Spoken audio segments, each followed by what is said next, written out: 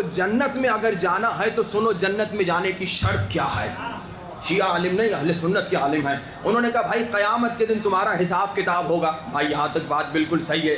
اور پھر اگر تمہارے گناہ زیادہ ہوں گے تو جہنم میں جاؤ گے، یہ بات بھی صحیح ہے. تمہارے نیک اعمال زیادہ ہوں گے تو تم جنت کی طرف جاؤ گے، گناہ نہیں ہوں گے تو تم جنت کی طرف جاؤ گے. اب اہل سنت کے عالم کہتے ہیں کہ بھائی حساب کتاب ہو جائے گا اور تمہیں جنت کا سرٹیفکیٹ مل جائے گا، اب تم جنت کی طرف جاؤ گے. تو راستے میں جنت جانے سے پہلے ایک پل ہوگا جس کا نام پل صراط ہوگا، اور یہ سنی عالم دین کہتے ہیں وہ بال سے نازک تلوار سے تیز ہوگی. اتنے زیادہ جنتی اتنی نازک پل سے کیسے گزریں گے؟ تو اہل سنت کے عالم نے کہا پہلے ہمارے پہلے خلیفے گزریں گے، پل تھوڑا سا کھولے گا مگر ابھی تک سارے جنتی نہیں جا سکیں گے. پھر دوسرے خلیفے گزریں گے، پل تھوڑا سا کھولے گا مگر ابھی بھی سارے جنتی نہیں جا سکیں گے. پھر تیسرے خلیفے گزریں گے، پل تھوڑا سا کھولے گا مگر ابھی تک سارے جنتی جنت میں نہیں جا سکیں گے. اب اہل سنت کے عالم کہتے ہیں آخر میں اللہ کہے گا اے علی ابن ابی طالب کرم اللہ تعالی وجہک، اب آپ پل صراط سے گزریے. اب اہل سنت کے عالم کہتے ہیں اب آخر میں علی ابن ابی طالب کرم اللہ تعالی وجہہ اپنا قدم پل صراط پہ رکھیں گے، اللہ پوری پل کو کھول دے گا، سارے مومن جنت میں جائیں گے. اتنا کہنا تھا. تقریر میں سے ایک ملنگ نے کھڑے ہو کر کہا بھائی اتنا انتظار کیوں کروا رہے ہو، پہلے ہی علی کو گزار دو.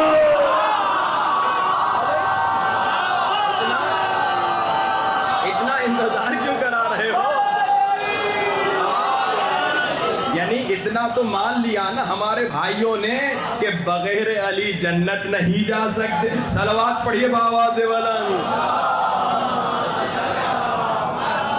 آل محمد وعجل فرجہم، کہ شاعر کہتا ہے گر دل میں کدورت ہے ولی ابن ولی کی، کانٹا ہے تو گلشن میں نبات کر کلی کی، وہ سامنے دوزخ ہے تو اس سمت نکل جا، جنت تو ہے جاگیر حسین ابن علی.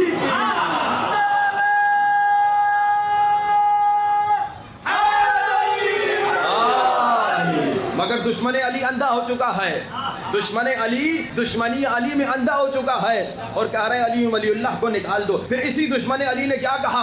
اسی دشمن علی نے کہا پاکستان میں کیونکہ شیعہ کم ہیں تو ان کی جلوسوں پہ پابندی لگا دو. اچھا ایک سوال کروں اسی دشمن سے، اے دشمن حقیقتاً لگتا یہی ہے کہ تو قرآن یا پڑھتا نہیں ہے یا پڑھتا ہے تو سمجھتا نہیں ہے؟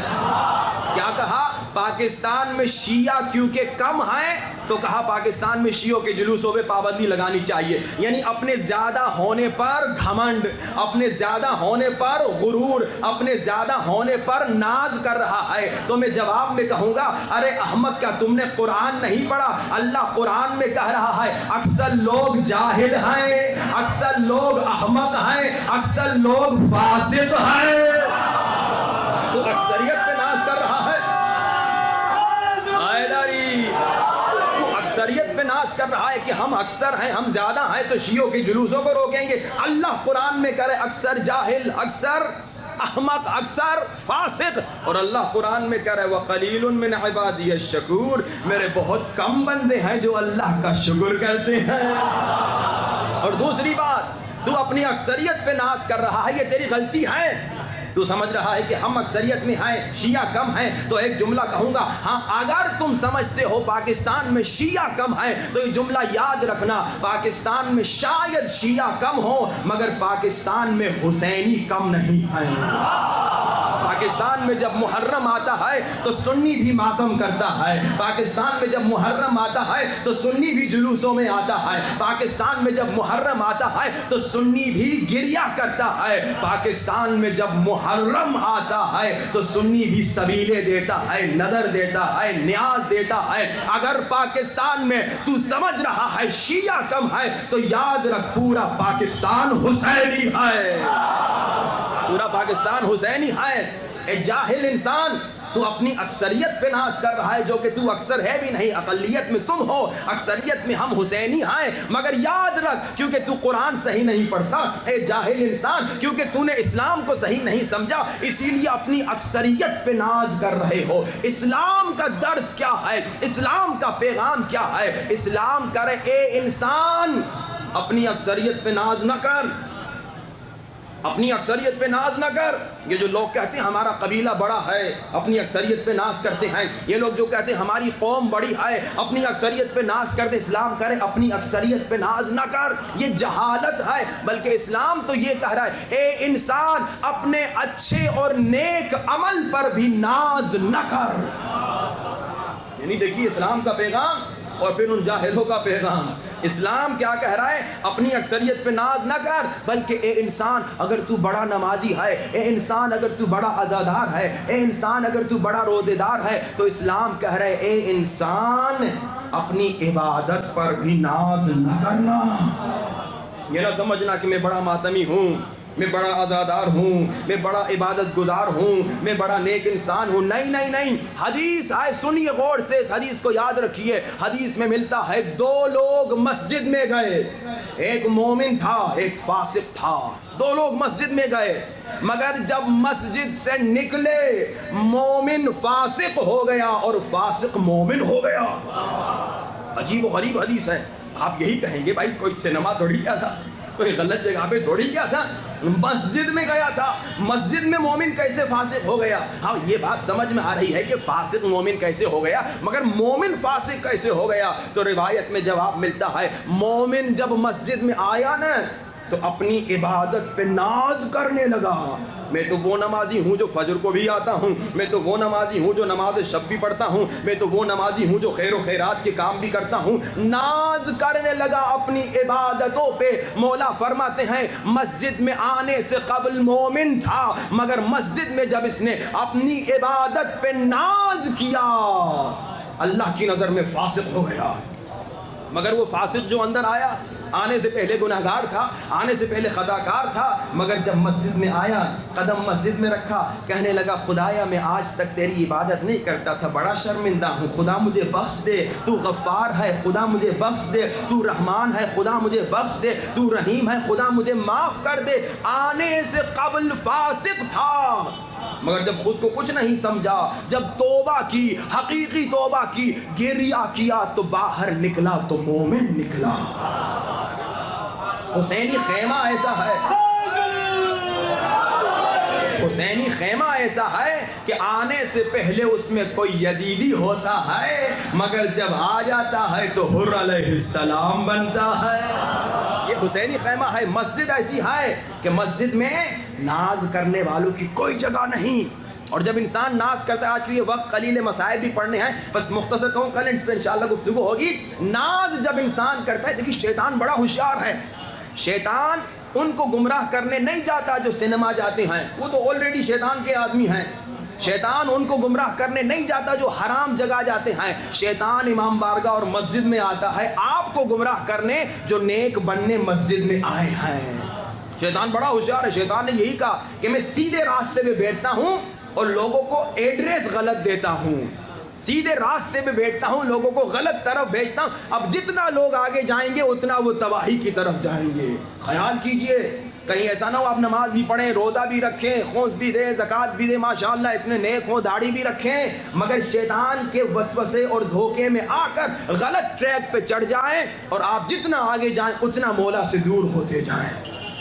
یہ عجب ہے، اس کو عجب کہتے ہیں عربی زبان میں۔ یہ ایک بیماری ہے، جیسے کینسر بیماری ہے، جیسے ایڈز بیماری ہے، جیسے یہ کمبخت بیماری کورونا جو ہے بیماری ہے، اسی طرح عجب بھی ایک بیماری ہے، مگر یہ جسم کی نہیں، یہ روح کے اندر کی بیماری ہے۔ ناز کرنا، اللہ نے حسن دے دیا، ناز کرنا یعنی کیا؟ لڑکا لڑکی جوان ہے، اللہ نے حسن دے دیا اور آئینے کے سامنے آ کے کہہ رہے میں تو بڑا حسین ہوں، میں تو بڑا خوبصورت ہوں، میں تو بہت ماشاءاللہ حسین انسان ہوں۔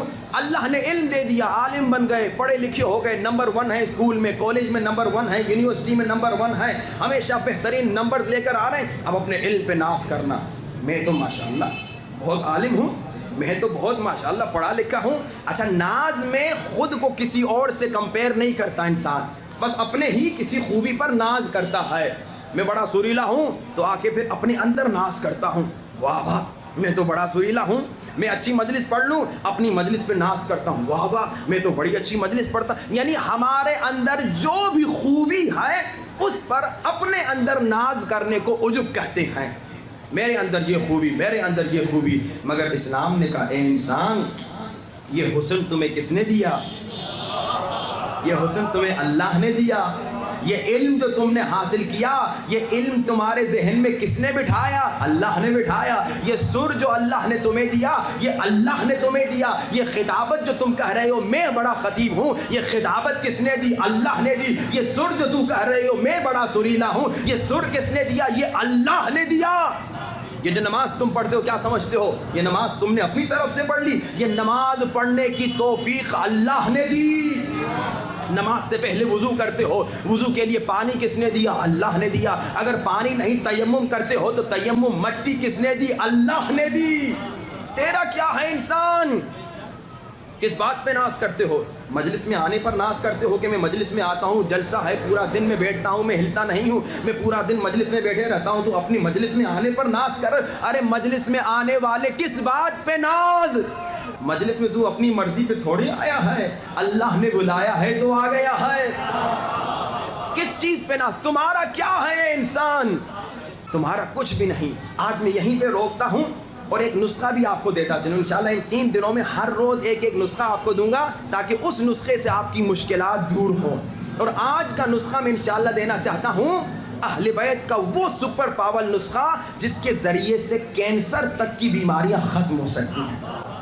کمال کا نسخہ. اب انشاءاللہ یہ گفتگو کل ہم کنٹینیو کریں گے ناز والی. میں تو آج پوری ختم کرنا چاہ رہا تھا لیکن آج وقت بہت قلیل ہے, مسائل بھی پڑھنے ہیں اور نسخہ آپ کو جلدی سے ہدیہ کروں اور انشاءاللہ مسائل کی طرف پڑھیں. دیکھیے اہل بیت کتنے کریم ہیں. مولا امام جعفر صادق علیہ السلام ارواحنا لتراب مقدم الفدا. مولا کا نسخہ ہے, کمال کا نسخہ, سپر پاور نسخہ ہے. تو 7 دن کا, مگر بعض کو 40 دن لگے, بعض کو 1 سال لگا, جو ہمارا پرسنل تجربہ ہم نے دیکھا اس کے بعد ان کو نتیجہ ملا. مگر مولا نے کہا 7 دن کا نسخہ ہے. کیا نسخہ ہے؟ کہا جتنی بڑی بیماری ہو, بڑی سے بڑی بیماری ہو, ایڈز کی بیماری ہو, کینسر کی بیماری ہو, یا کوئی بھی کورونا کی بیماری ہو, جو بھی خطرناک سے خطرناک ترین بیماری ہو, نماز فجر کے بعد 7 دن تک اس پہ عمل کرو. کمال کا نسخہ ہے. مگر ایک بات یاد رکھیے گا, دیکھیے اہل بیت کے نسخے ناممکن کو ممکن بناتے ہیں. میں قسم کھا کے کہہ رہا ہوں اہل بیت کے نسخے مردے کو زندہ کرتے ہیں. قسم کھا کے کہہ رہا ہوں. ہم نے دیکھا مشہد میں ایک مومن نے معجزہ سنایا. اس نے کہا مولا رضا کے حرم میں ہم گئے, ایک آدمی کا ہاتھ نہیں تھا, اس نے فقیری کی, اس کا ہاتھ نکل آیا. کیا دنیا میں ایسی چیز کبھی دیکھی آپ نے؟ مگر در اہل بیت پہ ایسی چیز دیکھی. کیا وہ واقعہ بھول گئے؟ اس شخص نے جس نے گناہ کیا تھا, جس کا ہاتھ کاٹا گیا, پھر مولا نے اسی کا ہاتھ واپس اسے دے دیا. اہل بیت کا در ایسا در ہے جہاں ناممکن ممکن ہوتا ہے. مگر ایک شرط ہے. شرط کیا ہے؟ جب اہل بیت سے مانگو نا, جب اہل بیت سے فقیری کرو نا, تو جس زبان سے مانگ رہے ہو اس سے گناہ نہ ہو. تمہارے کان گناہوں سے پاک ہوں, تمہاری آنکھیں گناہوں سے پاک ہوں, تمہارے ہاتھ گناہوں سے پاک ہوں, تمہارے 7 اعضاء گناہ سے پاک ہوں. یہ جو میں نے کہا نا اس نسخے میں بعض کو 7 دن میں نتیجہ ملا, بعض کو 40 دن, بعض کو 1 سال. کیونکہ انسان بعض گنہگار ہوتے ہیں, خطاکار ہوتے ہیں, بیٹھے بیٹھے غیبت کرتے ہیں, بیٹھے بیٹھے جھوٹ بولتے ہیں, تو اس کا نتیجہ کیا ہوتا ہے؟ ایک جھوٹ سے 40 دن تک دعا قبول نہیں ہوگی, ایک لقمہ حرام سے 40 دن تک دعا قبول نہیں ہوگی. اب یہ 7 دن کا نسخہ, مگر بیمار کرتے رہیں جب تک انشاءاللہ شفا ملے. کیونکہ جیسے میں نے کہا ہماری زبانیں اتنی پاک نہیں, ہمارے کان گناہوں سے بھرے ہوئے ہیں. یہاں مجلس سنتے ہیں, مجلس کے بعد گانے سنتے ہیں, یہاں ہاتھ سے ماتم کرتے, پھر اسی ہاتھ سے نعوذ باللہ کبھی کبھار خیانت کرتے ہیں. تو جب تک ہم پاک نہیں ہوتے گناہوں سے تو ہماری دعاؤں کا اثر کم ہوتا ہے. اگر چاہتے ہیں دعاؤں میں اثر بہت زیادہ ہو جائے, 7 اعضاء پاک ہوں اور دعا مانگیں, دیکھیے اثر کتنا ہوتا ہے. مولا کا 7 دن کا نسخہ, کینسر جیسی بیماری کا علاج, خطرناک ایڈز جیسی, کورونا جیسی جتنی بڑی خطرناک بیماریاں دنیا میں ان سب سے نجات ملے گی. کیا فرمایا؟ نماز فجر کے بعد, نماز فجر کے بعد زمزم کا پانی اٹھاؤ یا بارش کا پانی. اگر دونوں نہیں مل رہے تو کوئی نارمل پانی اٹھا لو, زمزم کا پانی یا بارش کا پانی.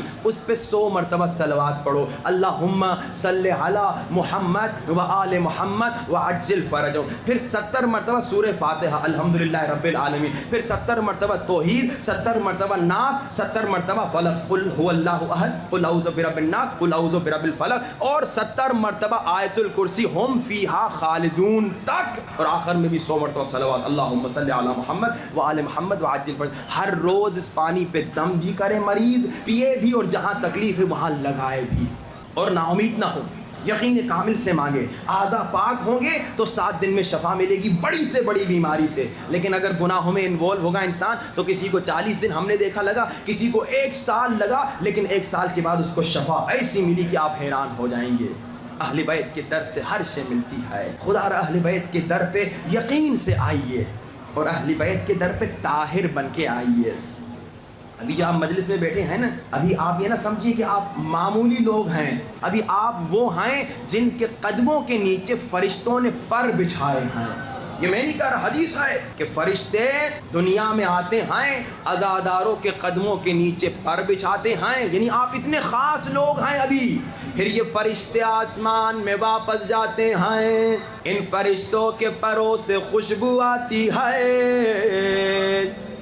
آسمان کے فرشتے کہتے ہیں کہاں سے آئے ہو؟ فرشتے کہتے ہیں ہم مجلس حسین سے آئے ہیں۔ آسمان کے فرشتے کہتے ہیں ہم بھی جاتے ہیں۔ وہ فرشتے کہتے ہیں مجلس ختم ہو گئی۔ آسمان کے فرشتے کہتے ہیں کوئی بات نہیں، جہاں عزادار بیٹھے تھے وہاں جا کے ہم اپنے پروں کو لگائیں گے، ہمارے پروں میں بھی وہی خوشبو آ جائے گی۔ اپنا مقام دیکھو،